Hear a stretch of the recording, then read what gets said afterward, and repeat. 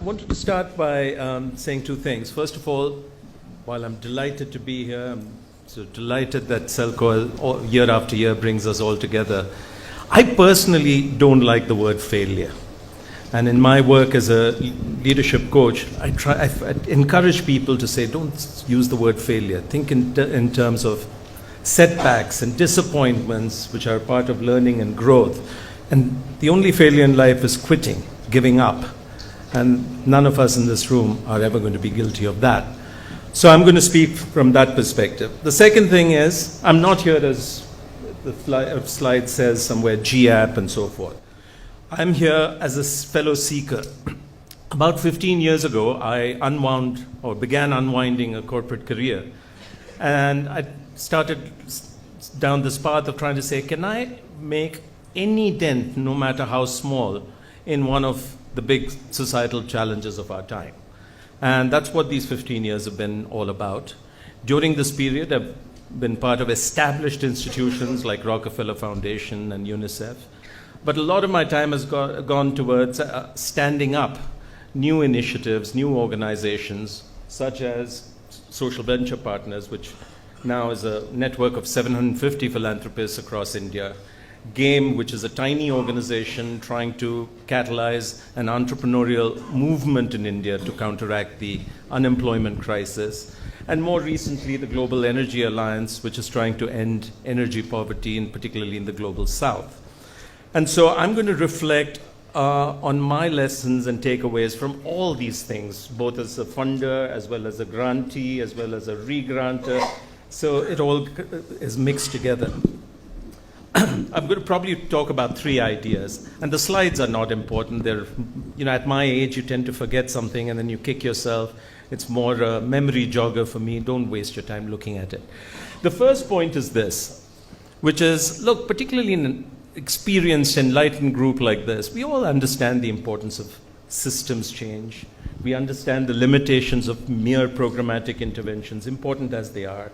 We know, and we've certainly been part of lots of programs where, when things stop, you come back and there's like footprints in the sand, no evidence that you were ever there, let alone your work. So we know all this, and we know we should therefore work on root causes of systems and so forth. But despite saying all this, knowing all this, across all our initiatives, all our work, we repeatedly fall into the trap of programmatic interventions. And I've been asking myself, why is that? And it's because of something incredibly simple but very difficult, which is systems change efforts are really hard. You don't have simple ways of measuring success, right? It is ambiguous, uncertain journey.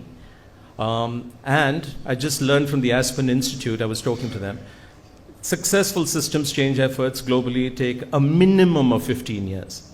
And which funder has that sort of a time horizon?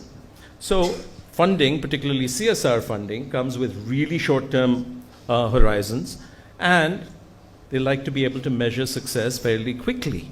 And therefore, we repeatedly fall into this dumb trap of talking systems change, and at the end of the day, doing programs. And so that, for me, is one of the biggest issues. I'll come to how we are thinking about solving this. The second big failure is this: big bets and audacious goals. Now, I'm a big believer that we need big bets and audacious goals, because I think there's a great sense of urgency today around any number of issues, and we're talking about issues that are at population scale, planetary scale, and so incremental efforts we know won't cut it. Big bets are also important because you want to think out of the box. If you could get there through just incremental linear thinking, we would have got there already. So committing yourself to a giant goal forces you to think differently. And finally, the most important, if you want to get other people excited about what you're doing, you need a big, audacious goal. And funders in particular, we discovered, like big goals. It's easier to ask for $10 million than $10,000. Okay? It shouldn't be so, but that's the reality. And so, across all my various endeavors, we start out with a big bang. Rohini will recollect being in New York in 2018 with UNICEF, and we were announcing Generation Unlimited. And we said, we're going to engage 1.6 billion people and prepare them for the future of work. How? No idea, but we'll get there. So, so I think it's necessary, but the problem is it's not sufficient, because like any moonshot, you don't know how you're going to get there in the beginning, and you have to have the humility to say so. And so you have to do what Deng Xiaoping talked about 40 years ago. He says, if there isn't a bridge, you have to cross the river by feeling your way across the stones. And so we need to, if we're going to go down this big bet approach, you need to build an organization which has a very different mindset, very different skill set, to be able to try many things and iterate quickly, abandon what doesn't work, and so on, and be tenacious about this and learn quickly. If you can't do that, then you quickly go back to implementing programs. And you have to do this while being constantly humble, because what matters is not what you know, but what you're learning. And as a result of the challenge of building such organizations and having funders along the journey who also buy into this mode of operation, usually what you end up, instead of a big bet, is merely a big announcement, okay? And the world has become really, really fatigued with big events and big announcements where, when all is said and done, more is said than done. So that's kind of the second failure mode, and I would say, rather than singling out any organization, I would say all the efforts, and maybe I'm the problem. What's common across all these is me. The third thing, the failure I would talk about is, I'll actually use an example. Growtherator. What is Growtherator? It's one of my favorite interventions, and we made it into a product. So in GAME, which is the entrepreneurship effort, one of the problems we were trying to solve is, why do small businesses in India not grow? They remain stunted, which is one of the main reasons why you don't create jobs. And you ask everybody, including the small business owners, including the finance minister, and they'll tell you, like, yeah, look, life is hard when you're small. There's all these compliance issues and bureaucratic challenges. You can't get a loan. And then every once in a while, lightning strikes, GST, demonetization, and COVID, or whatever. How are you expected to grow? What we discovered is, this is all true, but the most fundamental issue is the absence of a growth mindset in a lot of our entrepreneurs. And so we set about trying to address this. And we used the ideas of a guy called Dan Eisenberg at Harvard to come up with this growth accelerator. And what we did was very simple. We took cohort after cohort of 20 small business owners, put them through a 6-month program. We sat with each of them and helped identify a growth event, like launching a new product or going online or whatever, and execute it. And on average, across many cohorts over 2.5, 3 years, the average growth rate was 30% plus. Some businesses grew 300% in 6 months. Astonishingly good results and great positivity. There was one problem. There was no financial sustainability to this model. Let's say it costs 100,000 rupees to run this program. We didn't find, even after the first 2 successful cohorts, enough people willing to pay the price for this. So we said, okay, let's try pay forward. I had done Vipassana. I loved the idea of pay forward, and we tried that. Some people did, but not enough did. Then we went to all the rich businessmen in Ludhiana, and there are quite a few famous ones, and we said, CSR, would you support it? You love it so much. No. So finally we said, maybe there's a cultural problem in Ludhiana, let's go somewhere else. So we picked up our bags, we went to Nagpur, we went to Thane, etc. Same issues.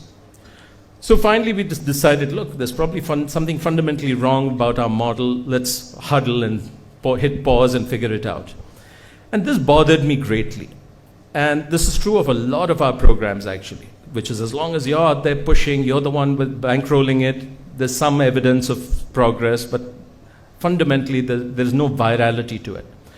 Then, about a few weeks ago, I had a game-changing moment, an epiphany. I went to a program called Gandhi 3.0. Some of you know Nipun Mehta and his program and so forth. I was resisting it for 5 years, and finally couldn't decline this year, so I went. And that's where, for me, the penny dropped. not what was said in the program, but I ran into people, social entrepreneurs, who just completely have changed my perspective. One of them is a Vietnamese lady called Hang Mai. She gave up a corporate career to try small lot farming, and she and her husband have developed a model of agroforestry, sustainable agroforestry around Hanoi, and it's been sustainable. Then she had a word on a slide, a sentence in a slide. She said, today you cannot drive 20 miles without encountering somebody who's practicing this. So I got very excited. I said, how did you do this? I went and met her afterwards. She said, well, I said, how did you promote it? She said, I didn't. People heard about our work and they came to see us and we shared everything. I said, how much did you spend? She said, nothing. She said, money is like chicken manure. So I said, what do you mean money is like chicken manure? She said, well, if you use too much or too little, you have a problem. Okay, so we don't need money. We need love. We need all these other things. Fine.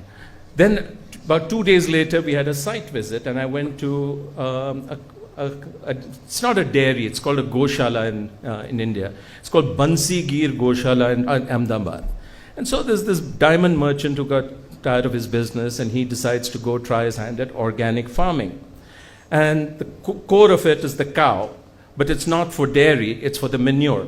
Okay? And he's built a very, very nice circular economy with zero input costs around this. And he says, look, an Indian farmer, if he adopts or she adopts all these techniques, should be making 4 lakh rupees an acre. Okay? So I said, damn, and here's the data. He was very scientific. So I said, game changer. So I said, why don't you spread it? He said, well, it's spreading on its own. He said, today 6,000 farmers in 10 states have used my method. I don't do anything, they hear about it, they come, and I share everything. I share my secret fertilizer, which is this bacterial solution. He said, if they want a male calf, I'll give it to them because that will start the new breed, whatever it takes. And that's when I realized, look, there's a whole better way out there.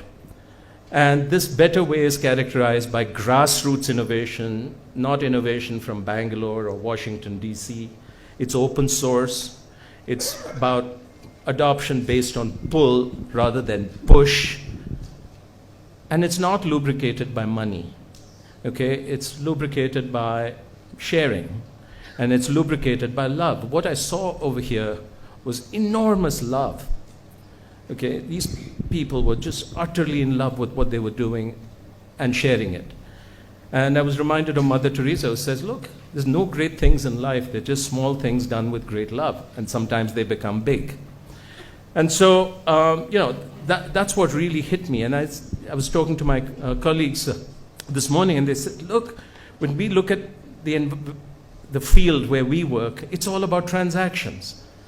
And when we go and talk to these people, there is love, there's gratitude, there's connection. It's a different feel. And by the way, there are no metrics. Nobody's measuring how many farmers impacted, how much did you improve their incomes this year, how much leverage did you get. None of these metrics are there. Nobody can tell. But yet it's happening.